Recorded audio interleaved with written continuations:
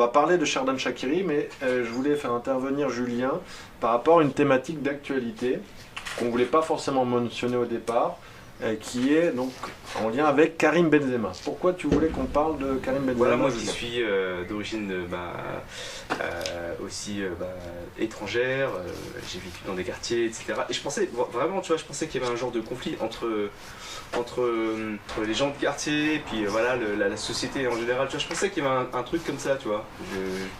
Alors, selon moi, c'est sous-jacent, c'est-à-dire que même si c'est pas la problématique principale du retour de Karim Benzema en équipe de France, il y a eu beaucoup de débats et également je pense que beaucoup de gens associaient Karim Benzema justement avec cette histoire de la sextape et à ce qu'il représentait d'une part comme étant d'origine algérienne et une personne venant d'un quartier, je crois dans les banlieues lyonnaises.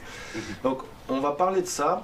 Donc c'est très bien justement que tu aies eu, comme tu me disais, finalement, ce raccourci mental. Parce que tu t'intéresses pas au foot, mais tu as quand même entendu parler de Benzema. Exact. Donc on va déjà parler de cette interview qui a eu lieu en 2006 dans l'émission d'RMC avec Luis Attaque, enfin avec Luis Fernandez, où Karim Benzema avançait le fait qu'il avait choisi la France pour le côté sportif et que son pays de cœur était l'Algérie. Il avait 18 ans et demi au moment où il a énoncé peut-être très rapidement ses paroles et ce qu'il a été reproché. Et maintenant qu'il revient en équipe de France, il y a une critique notamment de ce parti d'extrême droite qu'est le Rassemblement National. On revient de vieilles problématiques, s'il faut chanter l'hymne ou pas. Et puis il y a souvent le mot racaille qui est associé à cela. Je vais juste rappeler certains faits ou certaines impressions liées à l'affaire Benzema. Fin 2015, il y a un rassemblement de l'équipe de France au cours duquel Mathieu Valbuena apprend que des malfrats ont en sa possession un téléphone portable avec un contenu vidéo sexuel, c'est-à-dire une sextape. Il se trouve que dans la bande de malfrats, à la tête de ce groupe, est une connaissance, voire un ami de Karim Benzema. C'est un de ses meilleurs amis avec qui il a grandi. Tout à fait. Il semble que le contact ait été maintenu, donc il considère toujours cette personne comme son ami, et sans qu'il y ait forcément de volonté de nuire à Mathieu Valbuena, Karim Benzema va le voir et lui dit qu'il est dans une situation compliquée parce que cette personne est relativement dangereuse. Et même après, il y a eu des écoutes téléphoniques où Karim Benzema finalement donne l'impression d'avoir un regard malveillant sur Mathieu Valbuena, alors que finalement il semble plus décrire la situation que Valbuena est dans la haine. Suite à cela, il y a une intervention de Noël Le Graët, étant donné qu'on est dans du juridique, puisque Karim Benzema est finalement un intermédiaire dans une tentative de chantage à la sextape, et Didier Deschamps, suite à cela, constate que Karim Benzema fait une interview auprès d'un média français pour s'expliquer là-dessus, et il dit qu'il ne trahirait jamais ses amis. Et quand il parle de ses amis, finalement c'est un malfrat, donc un bandit, une personne qui a commis des actes pénalement répréhensibles. Et dans la tête de Didier Deschamps, à ce moment-là, Karim Benzema met son amitié pour ce bandit au-dessus de l'équipe de France. Et pour ça, c'est inconcevable pour Didier Deschamps de mettre quoi que ce soit sur tout cela au-delà de l'institution que représente l'équipe de France. Il ne sélectionne plus, prétextant souvent qu'il est donc en cours d'affaires juridiques. Mais techniquement, rien ne l'empêchait de le sélectionner, surtout après l'Euro 2016. C'est surtout, à mon avis, il a pris une pression de la part de M. Le Graët, le président de la Fédération française. Donc, pour toi, Antoine, c'est surtout que Deschamps a répondu à Noël Le Graët. Pour moi, il y avait vraiment un sentiment personnel donc très négatif de la part de Didier Deschamps, du fait que Karim Benzema ait réalisé donc cette action d'intermédiaire au cours d'un rassemblement de l'équipe de France, qu'il est allé voir Mathieu Valbuena dans sa chambre, et qu'il n'a pas fait preuve de solidarité vis-à-vis de son coéquipier de l'équipe de France, et qu'il a privilégié en apparence son amitié pour ce bandit. Ça, on peut pas le nier, ce qu'il a fait, il l'a fait. Après, il y a surtout, c'est Noël Le Graët, donc le président de la Fédération française, a tout de suite mis son veto, entre guillemets, même si c'est pas lui le sélectionneur, mais il a mis son veto en disant « Je ne veux plus de Karim Benzema en équipe de France ». Donc, à partir de ces mots-là, sachant que Didier Deschamps est un employé de la Fédération française. Si il désobéit à un ordre direct du président, il aurait pu être licencié pour faute grave. Donc je pense que ça a sûrement pesé dans la balance. Donc selon toi, ça a joué. Patrick, peut-être de l'extérieur, est-ce que cette affaire Benzema donc un retentissement ou pas spécialement? Moi, je l'ai plutôt suivi à travers les médias espagnols. Je sais pas trop ce qu'ils en disaient, mais moi, en tant que Suisse, on est très exposé aux médias français. Dans notre enfance, on regarde les chaînes françaises, on est très au courant de ce qui se passe, et puis si on est amateur de football, encore plus, par rapport au sujet du football. Et puis c'est clairement les affaires Benzema ou l'affaire Benzema qui est une suite d'affaires, qui est une grosse reprise politique, c'est une politisation du football. Disons oui, il y a un jeu médiatique. On veut mettre de l'huile sur le feu parce que Benzema, avec ses origines nord-africaines, algériennes, avec ses pseudo-déclarations d'un jeune de 18 ans, ou après, avec l'affaire Valbuena, il est plus âgé, disons, mais c'est une suite d'événements où on essaie de reprendre des cas pour dire, voilà, qu'est-ce que fait cette personne en sélection française, qu'est-ce qu'est la France, qu'est-ce qu'elle est devenue. C'est vraiment une reprise donc, du FN qui est devenu le Rassemblement National, apparemment. Oui. C'est mettre de l'huile sur le feu, jeter de l'huile sur le feu, c'est politiser du football, c'est essayer de créer un jeu médiatique là-dessus. Je le vois comme ça. Après, sur l'affaire en elle-même, j'en sais rien.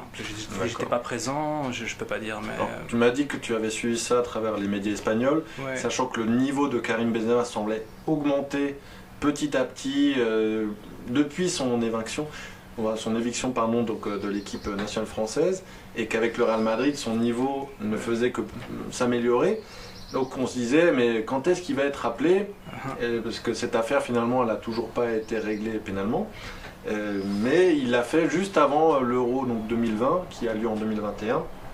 Et on va peut-être s'attarder donc, sur cette connotation politique, où Karim Benzema est essentialisé d'une part par ses origines, comme tu l'as dit, nord-africaines, et aussi par son côté venant d'un quartier populaire. Donc, par les deux aspects, il peut y avoir ce raccourci racaille, un terme donc, extrêmement péjoratif, n'est-ce pas? Ouais. Et que ça a pu donc porter préjudice à un éventuel retour, même si, selon moi, c'est pas la raison principale qui a fait que Didier Deschamps ne l'a pas rappelé. Je crois après la Champions League 2016, Benzema fait une interview auprès d'un média espagnol où il dit cette phrase: Didier Deschamps a cédé une partie raciste de la France. D'ailleurs, il pose avec, je crois, sa médaille de la Champions League, en disant bon bah tant pis pour l'Euro 2016. Et suite à cela, la maison de Didier Deschamps était taguée avec le terme raciste. Donc cet ensemble de phrases a porté préjudice à Karim Benzema. Deux choses, tu vois, là on parle d'une part avec ce qu'on a pu entendre dans les médias et voir, donc c'est la partie émergée de l'iceberg. Il y a des discussions entre le représentant, entre le président de la fédération, entre Benzema, entre Deschamps. Il y a beaucoup plus de contacts que ce que nous on sait.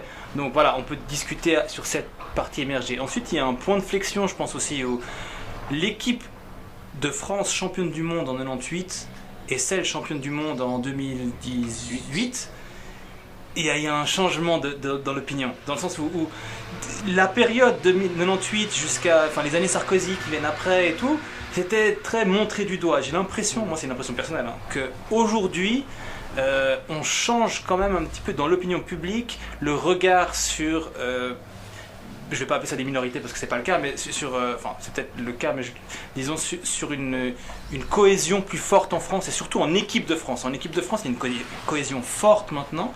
Il y a quelque chose que, vu de l'extérieur, les épisodes du bus là, je sais plus quelle année, 2010, toutes ces années-là, franchement, la France était la risée du football international d'un point de vue. Mais c'est quoi ces gars-là, quoi? Je veux dire, entre un tout, pas les joueurs, le sélectionneur, la fédération, le pays en entier, les médias qui traitent l'information, les gens, mais qu'est-ce qui se passe? C'est du jamais vu dans les supporters d'autres équipes, dans d'autres pays. Donc je pense que médiatiquement, depuis 2000, peut-être même début 2002, c'est 2002 Corée du Sud. Ouais, 2002, ils sortent au premier tour. Voilà, avec le Sénégal, le match nul, le premier match et tout. à partir de là jusqu'à, je ne saurais pas dire quand, ça a été un petit peu la risée, ou ça a été un peu le... C'est des épisodes sombres de l'équipe de France, je crois. Voilà. Et peu à peu, j'ai l'impression que les choses... Enfin, on a réussi à créer vous avez réussi à créer la France a réussi à recréer un groupe, une dynamique, et avec le sacre qu'on connaît. Et puis depuis, il y a une sorte de cohésion, il y a autre chose. Et puis Benzema, ça permet, je pense, à favoriser la rentrée de Benzema dans le groupe. Et puis maintenant, on va voir si... Benzema est un attaquant incroyable, je veux dire. C'est peut-être pas le plus grand buteur pur, mais il a un travail de l'ombre qui est fou, il crée des occasions, il vient chercher le ballon, enfin... Oui, il est souvent considéré comme le numéro 9 le plus complet, Ben oui. sachant qu'il peut jouer 10 par certains moments, tout en restant buteur. Il marque moins de buts que Lewandowski, mais c'est celui qui a la palette technique la plus variée. Il a presque 10 ans au Real Madrid, je sais pas combien de championnats d'Espagne, 3, 4... Il a fait 12 saisons au Real 12 Madrid. saisons. Donc c'est vrai qu'il était légitime d'un point de vue sportif. Juste Antoine, tu veux revenir peut-être sur l'impact sociétal ou politique de l'affaire Benzema ? Pas sur, mais plus sur ce que Patrick a dit. Quand la France est championne du monde en 98, ils les ont surnommés les Black Bombers. Donc j'ai pas besoin de vous faire de dessin. C'était vraiment l'identité de l'équipe. Et bon, j'étais beaucoup trop jeune pour avoir vécu le sacre en 98. Mais par contre le sacre en 2018, moi j'étais en France à ce moment-là. Et c'est qu'on a vu tout un pays qui était derrière son équipe. Et c'était une des premières fois, parce que même en 2016 quand ils arrivent en finale, il y en avait certains qui étaient quand même en train de critiquer, alors qu'en Coupe du Monde, quand la France est en demi-finale ou qui gagne la finale, on les a tous vus, les images des Champs-Élysées bondées, avec des policiers qui encourageaient presque des jeunes à faire des roues en scooter, etc. Donc c'est sûr que ça a bien aidé ce sacre en Coupe du Monde. Alors ce que je voulais dire par rapport à cette différence entre 98 et 2018, en effet, ce slogan Black Blamber a été répété en 98. Donc, on restait sur une dimension ethnique, pas du tout sociale. Le fait, on vit ensemble ethniquement. Mais en fait, avec les épisodes de Nice Now en 2010, on a beaucoup stigmatisé le côté caïd de quartier. Donc, on est resté sur des problématiques sociales. Et finalement, cette réconciliation revient plus sur l'aspect social, parce que les joueurs de 2018, certes, ont des origines ethniques très variées, mais il y a une forte connotation foot de banlieue.